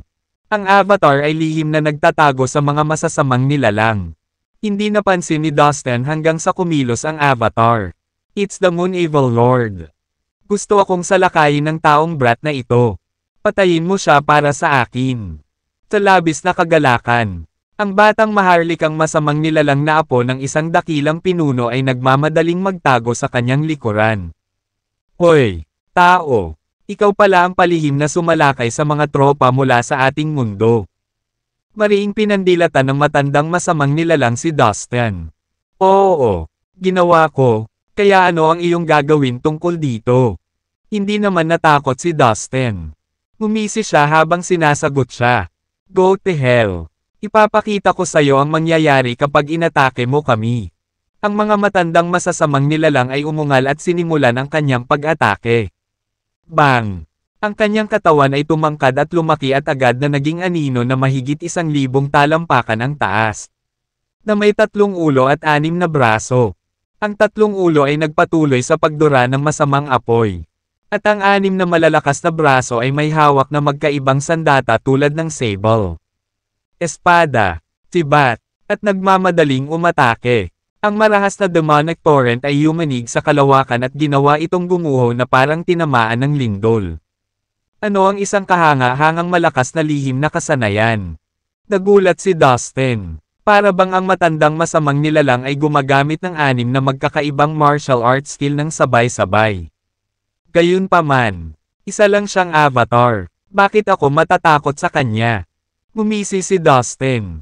Ang avatar na ito ay nagtataglay lamang ng 40 hanggang 50% ng lakas ng orihinal na katawan ng kanyang may-ari. At sa makatuwid ang lakas nito ay katumbas ng 6th Evil Energy Realm. Inilabas ni Dustin ang God-killing puppet at ang demonic na avatar na sabay-sabay na lumabas at umatake ng baliw. Kinuha din ni Dustin ang Pot of Chaos sa kanyang kamay at ginamit ang kanyang pisikal na lakas para labanan ang demonyong avatar. Ang demonyo avatar ay mahirap harapin dahil ito ay patuloy na nagpapakita ng lahat ng uri ng demonyong kasanayan. Gayunpaman, pagkatapos ng 4 o 5 galaw, si Dustin, ang demonic na avatar at ang God-killing puppet ay sabay na umatake at pinaghiwa-hiwalay ang avatar. Pagkatapos ang mga labi ng demonyong avatar ay hinihigop ng diabolic killing needle. Nang mapagtanto ng batang maharlikang masamang nilalang na ang Moon Evil Lord ay napatay sa isang iglap. Natakot siya kaya lubos siyang nabigla. Agad siyang tumakbo palayo sa gulat. Ngunit, walang paraan para makatakas siya kay Dustin. Tumawa ng malakas si Dustin at sa pagtakbo pa lang ng batang nilalang ay pumilas ito ng isang iglap at inagaw ito na parang lawi na nagnanakaw ng sisiw. Kinuha niya at dinala siya sa slave tower. Ang natitirang mga masasamang nilalang ay hinihigop ng demonyong avatar na may diabolic killing needle. Dinurog nito ang mga ito sa tinadtad na karne bago ito hinigop. Bush! Isang itim na ilaw ang kumislap sa di kalayuan sa mabilis na bilis. Human boy, hinding-hindi ka mapapatawad. Napakarami mong pinatay mula sa ating mundo. At napakaraming batang maharlika ang inagaw mo sa ating mundo. Ang tunay na katawan ng matandang masamang nilalang ang umuungal kay Dustin mula sa malayo habang papalapit. Napatingin si Dustin sa matandang masamang nilalang na sumusugod sa kanya at ngumiti. Pumakbang siya sa espasyo sa tabi niya. Tumawid sa espasyo at nawala. Mayroon siyang spatial power. Ang taong ito ay talagang pinagkadalubhasaan ang paggamit ng napakatalino na spatial power. Hindi kataka-taka na kaya niyang pumatay ng napakaraming tao mula sa ating mundo nang hindi napapansin. Uminto ang matandang demonyo at tumingin sa direksyon kung saan nawala si Dustin. Nabigla at nagalit siya sa nasayang na pagkakataon para makapaghiganti. Alam niya na sa pangkalahatan ay mahirap talunin ang mga nilalang na naglilinang ng spatial na kapangyarihan. Maliban na lang kung may harang muna ang espasyo. Sa sandaling ang kalaban ay humakbang sa magulong kawalan. Mahirap silang hulihin o subaybayan ang kanilang kinaroroonan. Gayunpaman, hindi pa rin siya sumusuko. Lad, how dare you be insolent? Nang malapit nang magwala ang matandang masamang nilalang sa pag-iisip kung paano matunten si Dustin. Bigla na naman itong sumigaw dahil may naramdaman siya. Sa sandaling ito, 12-12 milya ang layo ni Dustin. Na pumatay sa isa pang grupo ng masasamang nilalang. Bush! Mabilis na kumilos ang matandang masamang nilalang patungo kay Dustin. Gayunpaman, huli na nang dumating siya. Napatay na ni Dustin ang isa pang grupo ng masasamang nilalang at kalahati ng kanyang katawan ay humahakbang sa magulong kawalan. Sabay balik ng tingin ni Dustin sa matandang masamang nilalang at mapait na ngumiti. Harangan ang espasyo. Sa sobrang galit ng matandang masamang nilalang ay halos samukha siya ng dugo. Pagkatapos ay nagpakawala siya ng napakaraming masamang batas at sinubukang harangan ang lugar sa paligid ng Dustin. Gusto niyang harangan ang espasyo at pigilan si Dustin na dumaan dito. Well, you know what? Hindi mo ako mapipigilan na dumaan sa kalawakan. Napangiti ng mahina si Dustin at winagaway ang kamay bilang ganti. Ang nagpakawala siya ng tumataas na banal na batas na kumalat sa kalangitan. Na humaharap sa masamang batas na sumugod. Pagkatapos, dumaan si Dustin sa magulong kawalan at muling nawala. How could it be possible? Nilabanan lang niya ang counter-attack ko. This brat can actually resist my evil law. Parehong nagulat at nagalit ang matandang masamang nilalang. Pagkatapos, nagpatuloy si Dustin sa paglalakbay at pagtawid sa kalawakan na pinapatay ang mga natitirang masasamang nilalang. Ang matandang masamang nilalang ay hindi sumuko at hinabol si Dustin kahit saan siya pumunta gamit ang kanyang husay sa paggalaw ng katawan. Gayunpaman, napakahirap na makitungo sa isang magsasaka na maaaring maglakbay sa kalawakan. Ang matandang masamang nilalang ay palaging isang hakbang na mas mabagal. At maaari lamang niyang panoorin si Dustin na sunod-sunod na patayin ang mga masasamang nilalang at hulihin ang mga batang marangal na masasamang nilalang. Hindi pa siya gaanong galit sa buhay niya. Parg! Anak, tisirain kita sa maliliit na piraso sa sandaling mahuli kita. Ang galit na dagandong ng matandang Diablo ay maririnig ng libo-libong milya ang layo. Ilang sandali pa, sa wakas ay napuksan ni Dustin ang lahat ng masasamang nilalang sa lugar na ito. Lahat maliban sa para sa tatlo. Derek at dalawang matandang demonyo. Mula sa malayo, dumating din si Derek at ang iba pang masasamang nilalang sa 8th Evil Energy Realm. Anong nangyayari dito? Tanong ni Derek. Halos patayin ng isang binata mula sa lahi ng tao ang lahat ng uri natin. Ang matandang masamang nilalang na tinatawag na Moon Evil Lord ay nag-ulat habang nabalisa pa rin. Ano ang ibig mong sabihin? Paano ito posible? Paano ito nangyari sa ilalim ng iyong pagbabantay? Paanong ang isang binata mula sa lahi ng tao ay pumatay ng napakaraming katulad natin? Namutla ang mukha ni Derek sa takot. Kasamaang palad. Oo, ginawa niya lang. Habang hinahabol ko siya, napagtanto ko na ang brat ay magaling sa spatial power.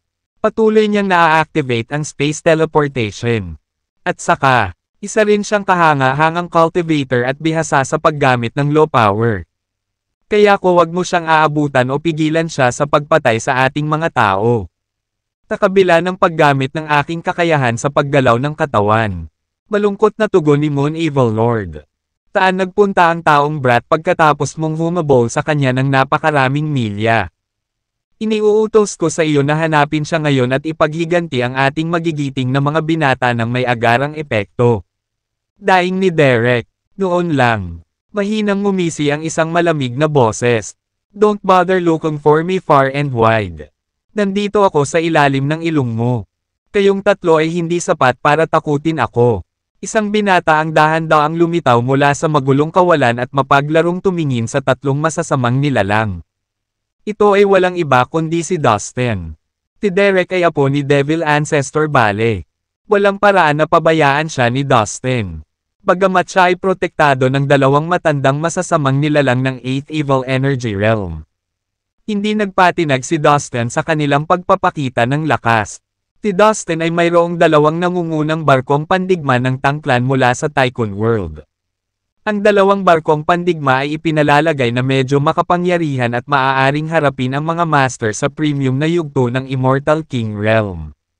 Kaya naman, gustong subukan ni Dustin at tingnan kung kaya niyang talunin ang dalawang matandang masasamang nilalang sa 8th Evil Energy Realm sa tulong ng dalawang barkong pandigma.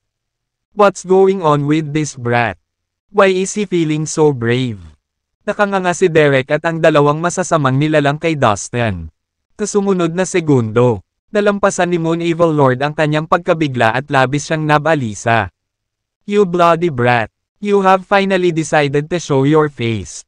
Tigaw ni Moon Evil Lord habang nakakunot ang noo kay Dustin. Buong araw na niyang sinusundan si Dustin pero hindi niya naabutan. Gayunpaman, ngayon sa kanyang pagtataka, lumitaw si Dustin sa kanyang harapan ng ganito. Ipinapalagay niya na hindi natataka si Dustin at kahit na nasa isip niya ang mga iyon. Hindi siya nito papayagang umalis. Sa ilang sandali, halos gustong umiyak ni Moon Evil Lord sa tuwa. Brat, you're so bold. You dared to put a hand on our people from the third demonic world. Sino ka ba sa tingin mo?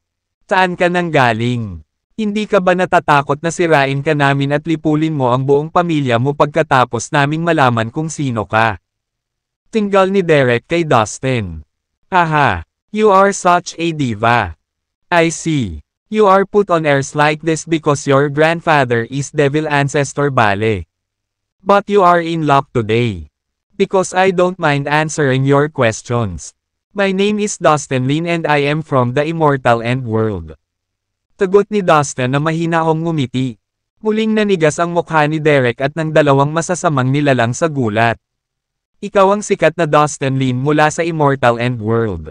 Nagulat si Derek at ang dalawang matandang masasamang nilalang. Ang pangalan ni Dustin ay naging kilala sa Third Demonic World. Halos lahat ng masamang nilalang sa mundong iyon ay alam ang tungkol sa kanya. No wonder biglang nawala ang mga low-life living creature ng Immortal End World na hinabol natin noon. Niligtas mo sila. Napabulala si Derek. Yeah, I rescued them. Nakangiting sagot ni Dustin. Matapos pigilan ang matinding galit sa mahabang panahon. Hindi na ito na-control ng Moon Evil Lord. Dustin, pupunitin kita sa maliliit na piraso. Go to hell. Sumigaw sa galit si Moon Evil Lord at sumugod kay Dustin. Ramdam ni Dustin ang hindi matukoy na galit at layuning pagpatay na nagmumula sa kanya. Ang isang galit na master ng 8th Evil Energy Realm ay talagang kakilakilabot. I don't think you're capable of that. Nakangiting turo ni Dustin sa kanya. Mukha siyang kalmado at composed. Pagkatapos ay ikinaway niya ang kanyang kamay. At lumitaw sa tabi niya ang dalawang barkong pandigma. Ang isang hilera ng mga kristal na kanyon sa bawat isa sa kanila ay natigil at pinaputokan ang mga masasamang nilalang.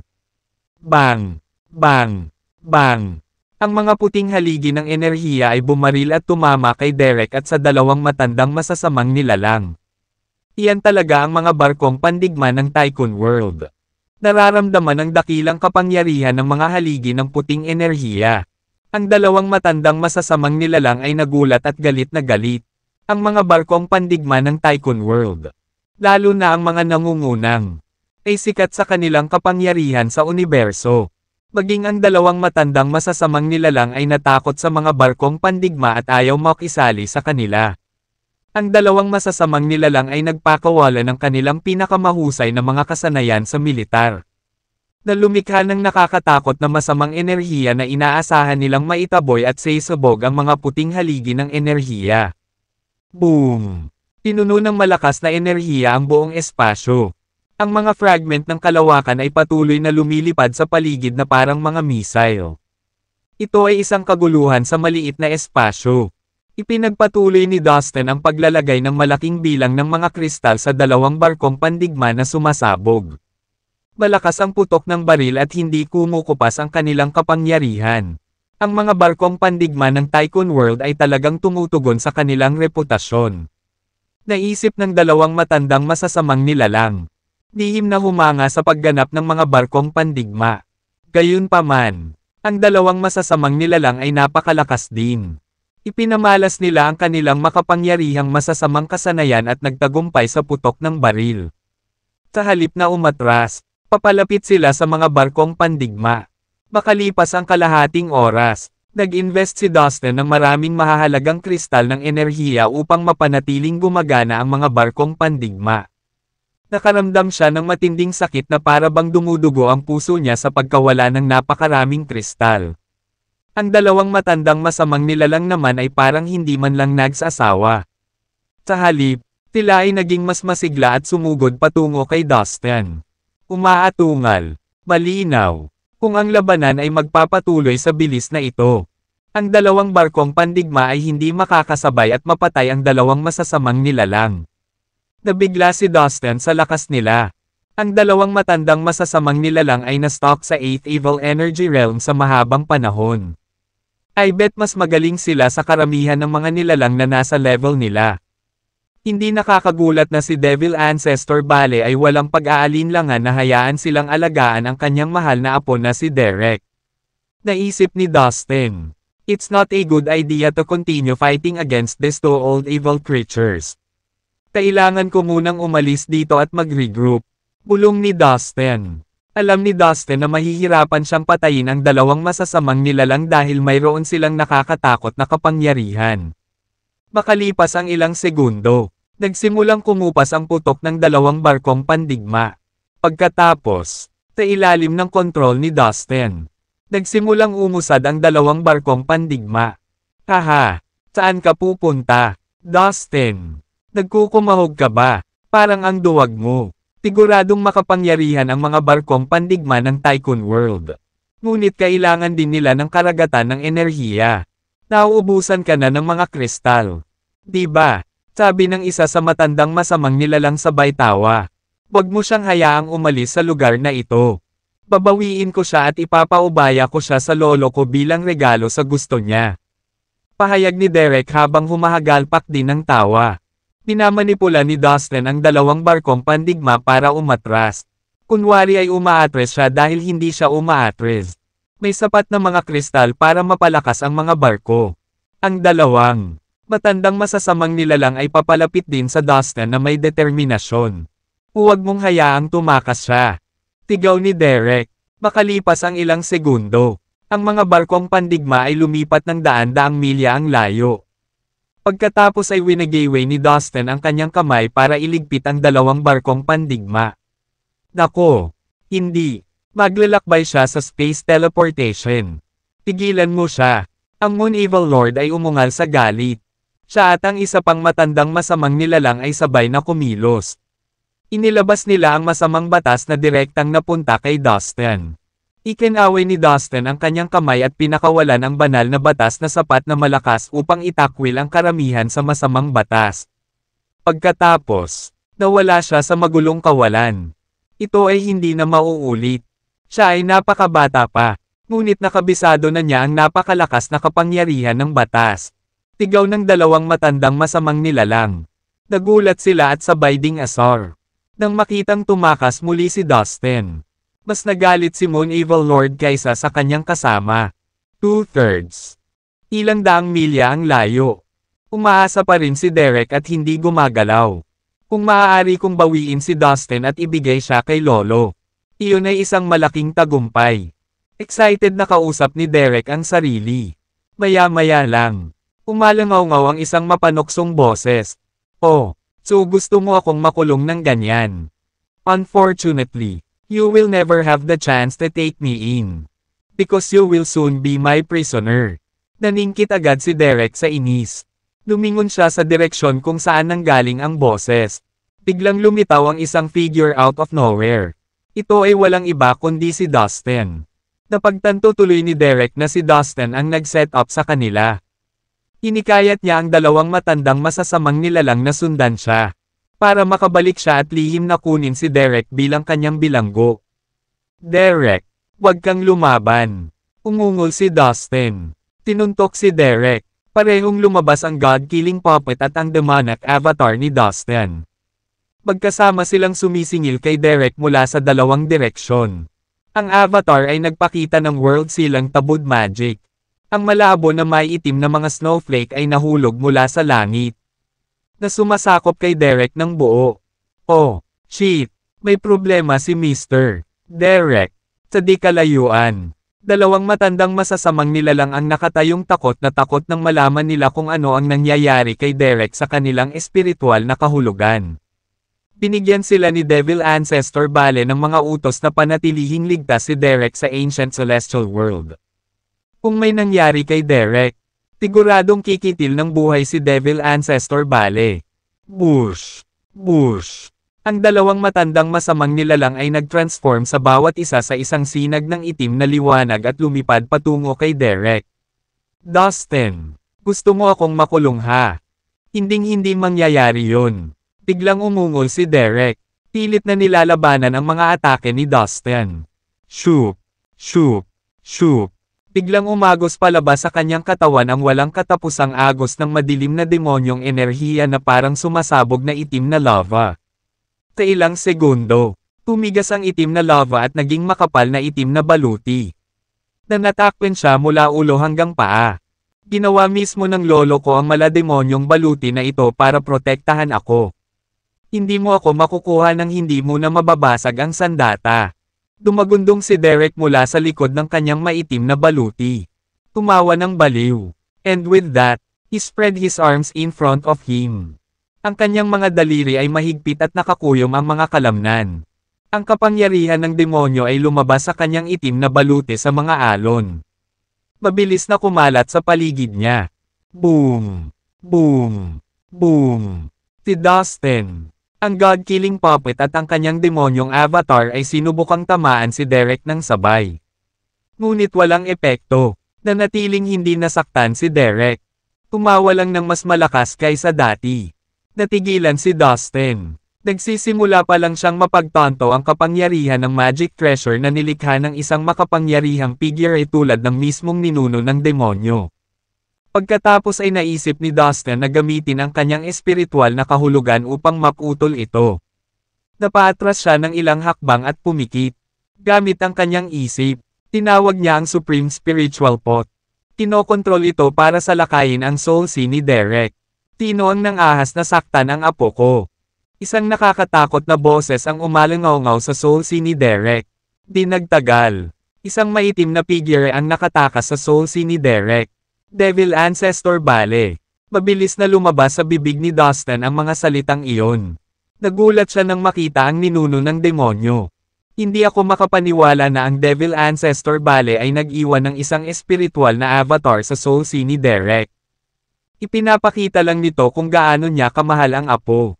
Mukhang mahihirapang hulihin ang masamang nilalang na ito. Naisip ni Dustin sa kanyang sarili. Halos nalilito kung ano ang susunod na gagawin. Hindi lamang naprotektahan si Derek ng kanyang malademonyong baluti ngunit mayroon din siyang espiritual na avatar ng Devil Ancestor Bale na binabantayan sa kanya. Hindi lang iyon. Naramdaman ni Dustin ang presensya ng dalawang masamang nilalang na unti-unting lumalapit. Iyon ay naging halos imposible na mahuli si Derek. Maingat na isinuko ni Dustin ang kanyang paunang plano. Walang pag-aalinlangan. Pumakbang siya sa kawalan kasama ang god-killing puppet at ang kanyang demonyong avatar. Swoosh! Swoosh! Ang dalawang sinag ng itim na liwanag ay kumislap, na nagpapakita ng dalawang matandang masamang nilalang na naramdaman ni Dustin. Mr. Derek, I'm so relieved hindi ka nasaktan. Sabi ng isa sa mga matandang masamang nilalang. Pareho silang gamaan ng loob ng kanyang kasama nang makitang ligtas at maayos si Derek. At bakit hindi magiging sila? Ang kanilang sariling buhay ay nakasalalay sa kanya. Tuwang-tuwa si Derek nang makita silang dalawa. Lumapit siya sa kanila. Naging mahirap para sa kanilang tatlo. Natakot si Derek nang siya ay inaatake. Habang ang dalawang masamang nilalang ay nag-aalala sa kanyang kaligtasan. Dustin. Sa pag-iisip sa mga nangyari, hindi niya maiwasang magngalit ang mga ngipin sa galit. Kung hindi dahil sa kanyang demonyong baluti at sa espiritual na avatar ni Devil Ancestor Bale. Madali sana siyang nahuli ni Dustin. Itong Dustin ay talagang kapansin-pansin. Walang lalaking ganoon kababata sa ating mundo ang makakapantay sa kanya.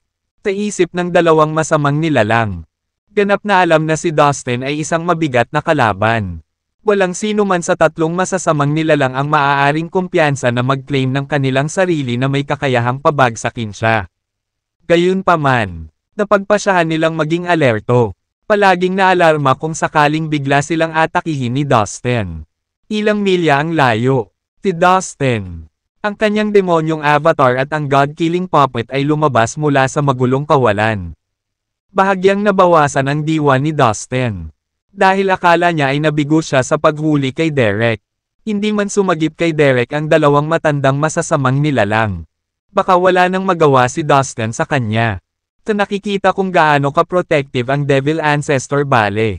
Tiyak na magkakaroon siya ng maraming paraan para manatiling buhay ang kanyang apo. Ang lakas ng demonyo kung avatar ay tumaas ng husto. Teka, may nangyayari sa Diabolic Killing Needle. Bulong ni Dustin. Nagulat at natuwa. Kinain ng Diabolic Killing Needle ang dugo at esensya ng maraming masasamang nilalang nitong huli. Kaya nakakuha ito ng maraming enerhiya. Lumipad ang itim na enerhiyang hangin mula sa ibabaw ng Diabolic Killing Needle. Nakakatakot ang demonyong kapangyarihan na inilalabas nito, na nabigla sa lahat ng tao sa paligid. Bukod dito, ang karayom ay patuloy na nagbabago sa laki. Minsan ito ay lumalaki, at kung minsan ay lumiliit. Parang ang karayom ay nagbabago. Napaisip si Dustin nang makitang nagbago ang masamang karayom. Tinagmasdan niya ito ng ilang oras. Pagkatapos ay nag-teleport si Solo palabas ng Slave Tower gamit ang kanyang isip. Gaano karami ang alam mo tungkol sa masamang karayom na ito? Tanong ni Dustin kay Solo. Sabay turo sa karayom. Ito ang banal na sandata ng ating mundo Diabolic Killing Needle. Bulalas ni Solo habang nakanganga sa karayom. Mga butil ng pawis ang nakaadorno sa kanyang noo. Guro. Ang Diabolic Killing Needle na ito ay sikat na sikat sa buong Evil Abyss World. Narinig ko na umiral na ito bago pa man nilikha ang Evil Abyss World. Ito ay may mahabang kasaysayan. Walang nakakaalam kung ito ay isang magic treasure na ginawa ng ilang kahanga-hanga. Masamang nilalang noong sinaunang panahon o ito ay nahuhubog sa sarili nitong paglipas ng panahon. Walang sino man ang nag-alinlangan sa napakalakas na kapangyarihan nito.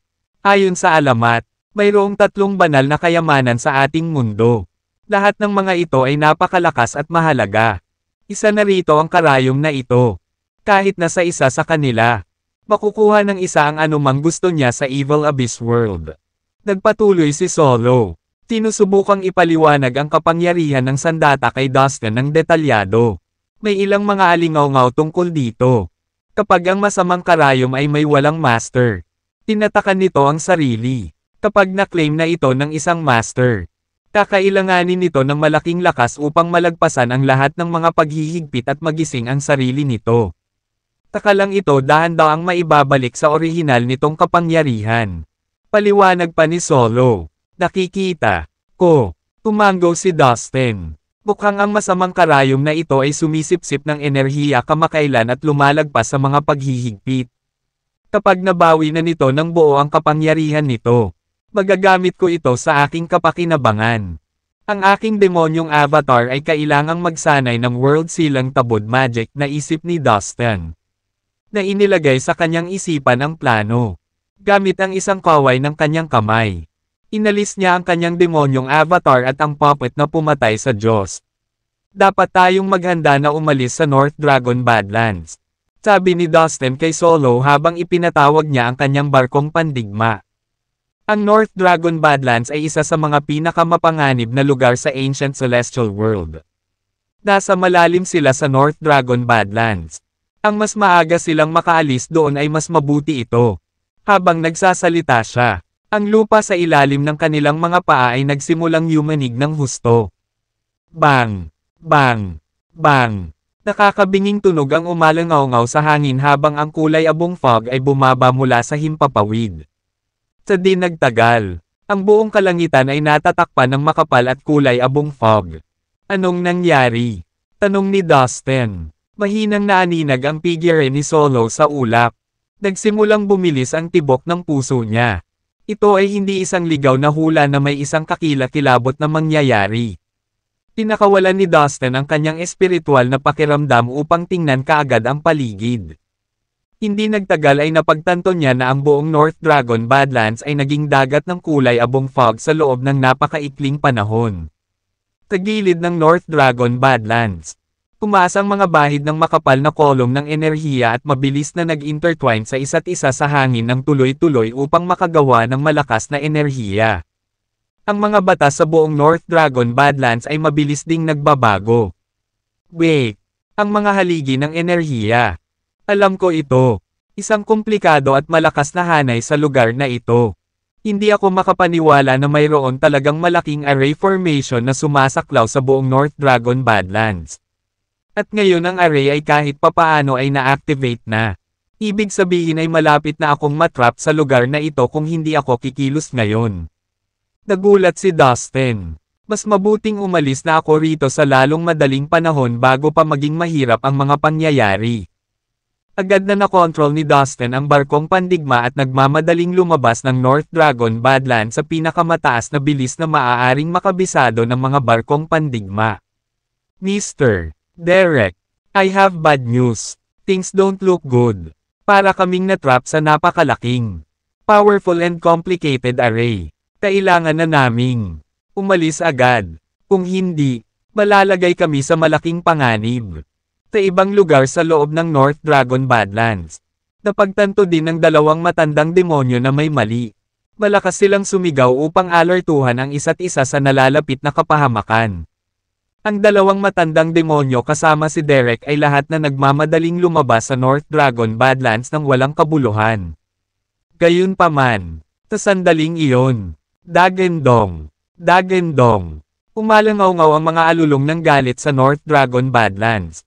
Isang kakaibang dagendong ang tumago sa hangin ng napakatinding kulay abong fog.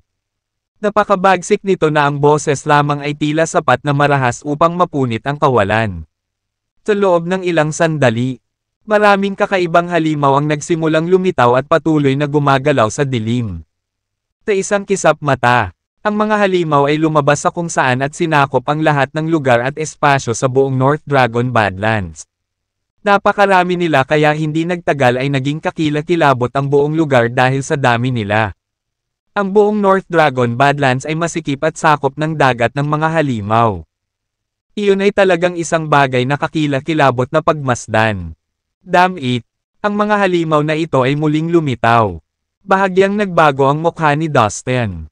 Nakatagpo na noon ni Dustin ang mga halimaw at ang karanasan ay hindi kaaya-aya. Nakipag-away pa siya sa mga halimaw noon at kinasusuklaman ang kanilang pagpupersage.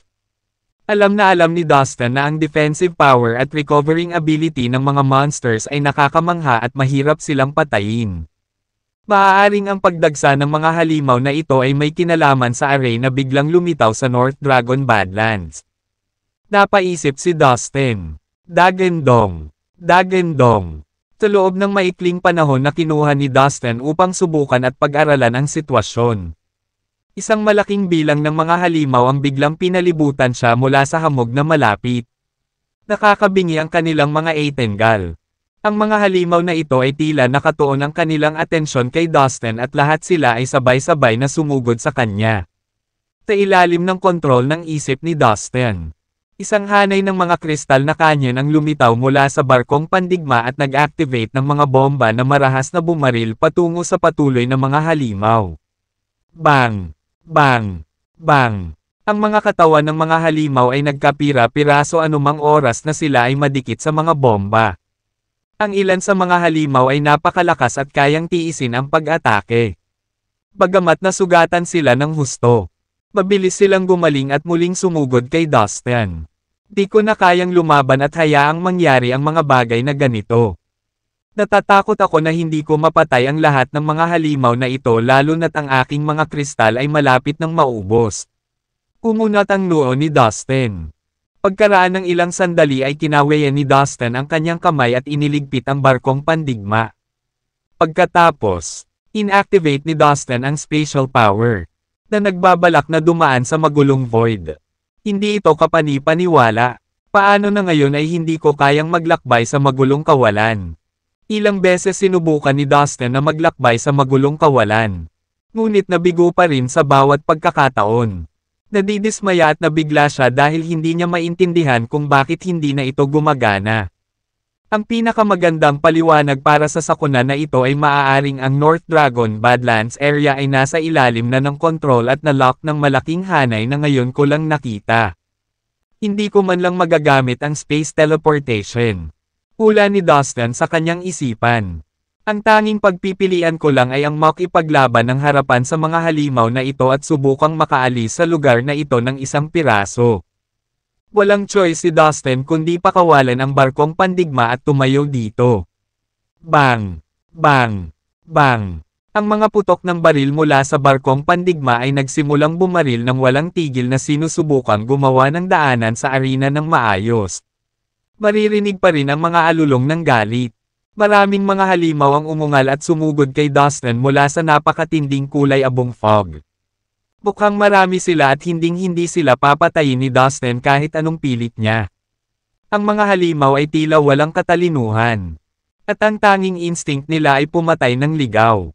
Makalipas ang kalahating oras, kinokontrol pa rin ni Dustin ang barkong pandigma habang sinusubukang sumugod palabas. Pasulong siya, kahit napakabagal dahil napakaraming halimaw.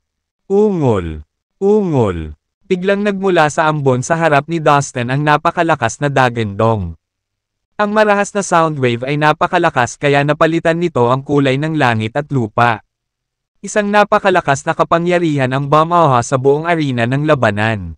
Pagkatapos, isang dambuhalang halimaw, na hindi bababa sa 100 beses na mas malaki kaysa sa iba pang mga halimaw na kinalaban ni Dustin, ay lumabas mula sa kulay abong fog. Malamig niyang tinitigan si Dustin gamit ang eskarlata na mga mata na kasing laki ng dalawang malalaking lawa. Ang dambuhalang halimaw ay eksaktong kapareho ng ibang mga halimaw maliban sa kanyang malaking katawan at tangkad. Dapat mamatay ang tagalabas. Ang higanteng halimaw ay nakakapagsalita ng kakaibang wika ng tao. Ang kanyang malamig na mga mag-aaral ay puno ng layuning pagpatay. Bang! Bang! Bang! Isang kakilakilabot na puwersa ang bumuo ng mga nakikitang ripples mula sa kanyang malaking katawan at kumalat patungo sa kinatatayuan ni Dustin. Saan man napunta ang mga alon, ang kalawakan ay madudurog at magiging madilim na kaguluhan.